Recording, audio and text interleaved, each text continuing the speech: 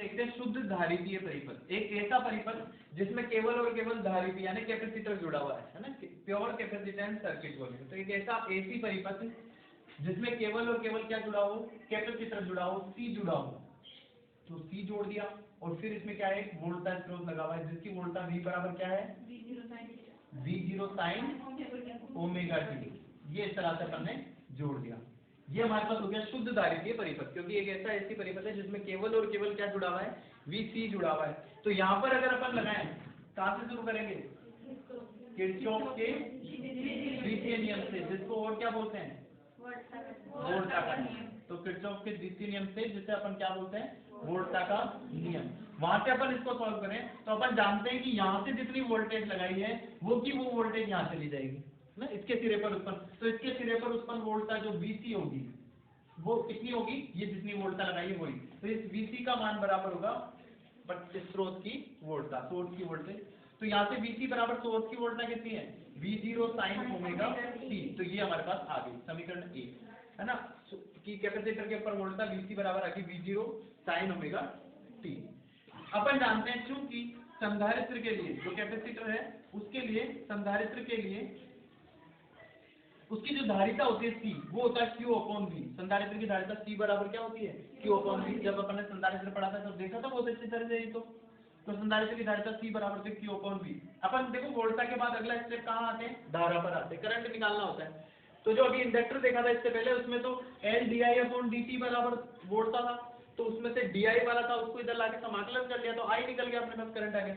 यहाँ करंट कैसे लाएंगे, तो यहाँ तो फॉर्मूला C बराबर Q/V है, ज्यादा से ज्यादा अपन यहाँ से Q निकाल सकते हैं। Q बराबर क्या आ जाएगा, CV आ जाएगा। Q आ गया, लेकिन अपन को Q आवेश नहीं चाहिए, अपन को क्या चाहिए, धारा। धारा पता होगी तभी तो अपन वोल्टा और धारा के अंदर कंपेयर करेंगे। तो अपन धारा निकालेंगे तो अपने पास है क्या, आवेश है Q। तो Q का जब आवेश का मैं अगर अवकलन कर दूं, यानी d/dt कर दूं, यानी आवेश बटा समय, तो आवेश प्रवाह की दर हो गई वो धारा के बराबर थी, I बराबर Q/T। तो आ जाएगा इसके अवकलन से। तो यहाँ पर देखो पहले से Q बराबर C और ये V वोल्टा है, वोल्टा स्रोत की, तो क्या लगाइए, V0 sin ओमेगा T। ये अपन रख सकते हैं। तो इसका क्या कर देंगे अब की बार अपन, समीकरण 2 का T के सापेक्ष अवकलन करने पर, वेरी गुड, अपन यहाँ पर क्या करेंगे, अवकलन करेंगे। जो L वाले में अपन ने क्या करा था, समाकलन, क्योंकि DI था तो समाकलन कर दिया, I निकल गया। यहाँ पर Q है तो क्या करना पड़ेगा, अवकलन। तो I बराबर ये dQ/dt, इसका अवकलन कर दिया तो dQ/dt। और आवेश बटा समय क्या होता है, धारा, तो I बराबर dQ/dt से यहाँ पर भी हो जाएगा। तो यहाँ क्या हो जाएगा, d/dt हो जाएगा किसका, इस पूरे का, CV0 sin ओमेगा t। हो गया, ये अवकलन हो गया। इसको सॉल्व करें तो I बराबर ये CV0 तो कांस्टेंट है, बाहर आ जाएगा, d/dt किसका हो जाएगा, sin ओमेगा t का। तो sin ओमेगा t का हो जाएगा d/dt। अब d/dt sin थीटा, तो sin थीटा का अवकलन क्या होता है, तो sin थीटा का अवकलन होता है cos थीटा। sin थीटा का अवकलन क्या होता है, cos थीटा। और sin थीटा का समाकलन क्या होता है, माइनस sin थीटा, तो उसमें माइनस आता है, तो इसमें cos थीटा। अब इसमें ओमेगा टी का करेंगे तो ओमेगा आएगा। समाकलन जब करते हैं तो जो वो ओमेगा आया था उसका भाग लगाया था, और अवकलन जब करते हैं तो ओमेगा जो आया उससे क्या करते हैं, गुणा करते हैं। तो ये हो जाएगा ओमेगा से गुणा। तो ये इसका आंसर हमारे पास आएगा। अब यहाँ पर ये जो cos ओमेगा टी आ रहा है, इसको अपन क्या लिख सकते हैं, जो वहां पे भी लिखा था ना cos को साइन में क्यों कन्वर्ट करते हैं, देखो इसके पीछे भी कारण है। क्योंकि जब मैं इधर वोल्टा और इधर करंट की दोनों की तुलना करूंगा तो यहाँ साइन थीटा है, यहाँ पर भी साइन कुछ लाऊंगा थीटा, चाहे ओमेगा टी प्लस π/2 आए, चाहे ओमेगा टी माइनस पाई, पर साइन साइन एक जैसे होंगे तभी तो कंपेयर करेंगे कि इसका ओमेगा ज्यादा है कि इसका ओमेगा टी ज्यादा है, कला के इसलिए इसको साइन में चेंज करेंगे। तो देखो cos थीटा को अपन ऐसे लिख सकते हैं क्या, cos थीटा बराबर sin 90 प्लस थीटा लिख सकते हैं। तो यहाँ से देखो साइन cos ओमेगा टी बराबर साइन π/2 प्लस ओमेगा टी, या ओमेगा टी प्लस π/2 एक ही बात है। इसको अपन ऐसे भी लिख सकते हैं ओमेगा टी प्लस π/2। तो ये अपन जानते हैं क्योंकि ये होता है, तो वो मान अपन यहाँ रख दे तो यहाँ से बन जाएगा I बराबर, यहाँ लिखो अभी तो कि I बराबर ये अपने पास V0, ये आ गया ओमेगा टी, और cos थीटा को क्या लिख दिया, साइन ओमेगा टी प्लस π/2। ये आ गया, ये इस तरह से अपने पास आ गया। या इसको अपन क्या लिख सकते हैं, इसी चीज को अपन लिख सकते हैं I बराबर I0 sine omega T plus π/2। ये अपन ने इस चीज को क्या लिख दिया, I0 लिख दिया। ये अपने पास धारा आ गई, समीकरण नंबर 2। ठीक है, तो देखो वोल्टा स्रोत की वोल्टा V बराबर क्या थी, V0 sin ओमेगा t, समीकरण 1। ठीक है, यह समीकरण की कोई जरूरत नहीं, क्योंकि स्रोत की वोल्टा, शुरू में जो वोल्टा स्रोत लिया था उसकी वोल्टा V बराबर क्या थी, V0 sin ओमेगा t।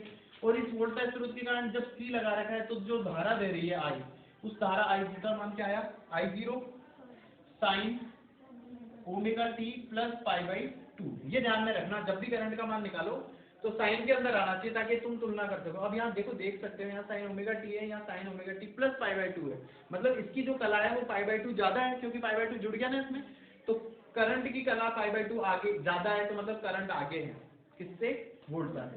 तो करंट का मान अतः धारा वोल्टा से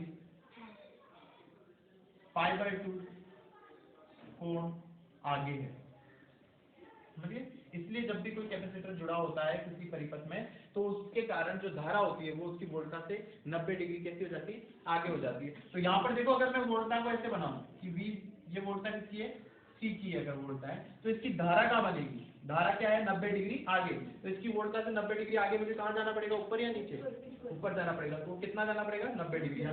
तो यहाँ इसकी धारा हो जाएगी ये, इस तरह दोनों के बीच में जो एंगल आएगा वो कितना आएगा, 90 डिग्री आएगा। समझ गए ये बात। ग्राफीय निरूपण जब अपन इसका करें, अच्छा ग्राफीय निरूपण से पहले अपन यहाँ देख लेते हैं कि यहाँ जो ये I0 है, यहाँ करते हैं धारा का शिखर मान, धारा का शिखर मान जो I0 है वो क्या था, किसको माना अपन ने, V0 omega C, V0 omega C। मैं इसको ऐसे लिख सकता हूँ क्या, V0 अपॉन ओमेगा C को नीचे ले जाऊँ तो 1 अपॉन ओमेगा C लिख सकते हैं ना, क्योंकि ये ऊपर जाएगा तो गुणा में चला जाएगा। मैंने इसको ऐसा क्यों लिखा है, क्योंकि I बराबर होता है V अपॉन R, तो ये पूरा का पूरा क्या हो जाएगा, R हो जाएगा, यानी प्रतिरोध हो जाएगा, प्रतिबाधा हो जाएगी। अब इसमें जुड़ा हुआ कौन है, केवल C तो जुड़ा हुआ है, तो ये क्या हो जाएगी, C की प्रतिबाधा, यहाँ संधारित्र C की प्रतिबाधा हमारे पास निकल के आ रही है XC, इसको क्या बोलते हैं, XC, जिसका मान होता है 1 अपॉन ओमेगा C। तो ये देखो जो XC का जो मान था 1 अपॉन ओमेगा C वो यहाँ से आया, क्योंकि I बराबर V अपॉन R होता है। तो ये जो रेजिस्टेंस है, ये जो प्रतिबाधा है, ये पूरी की पूरी किसकी है, C की। तो ये XC बराबर 1 अपॉन ओमेगा C। ओमेगा को 2 पाई f भी लिख सकते हैं, तो यहाँ से चाहो तो इसको और भी हम लिख सकते हैं 2 पाई f C। तो ये ओमेगा C होगी। तो ये हमारे पास प्रतिबाधा का भी आ गया। इसी के अंदर अब हम बनाते हैं V व I के मध्य ग्राफीय निरूपण। कलांतर तो आ गया ना, कलांतर पूछोगे तो कलांतर कितना है, 90 डिग्री का है, और वो भी आगे कौन है, करंट आगे है, वोल्टा 90 डिग्री पीछे। V और I के मध्य ग्राफीय निरूपण, तो ग्राफ बना दो, जहाँ V है व I दोनों एक साथ है, ये हमने ले लिया।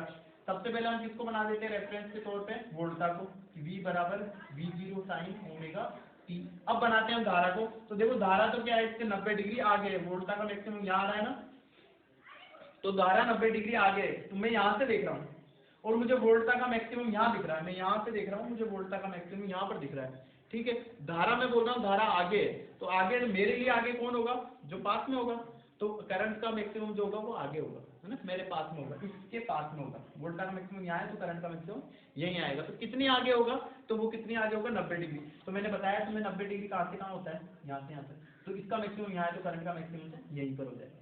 तो ये जो करंट हमारे चलेगा, और इसका जो मिनिमम है, इसका मिनिमम यहाँ है, तो इस करंट का मिनिमम कहाँ हो जाएगा, यहाँ हो जाएगा, 90 डिग्री का अंतर, सब में 90 डिग्री का अंतर आ जाएगा।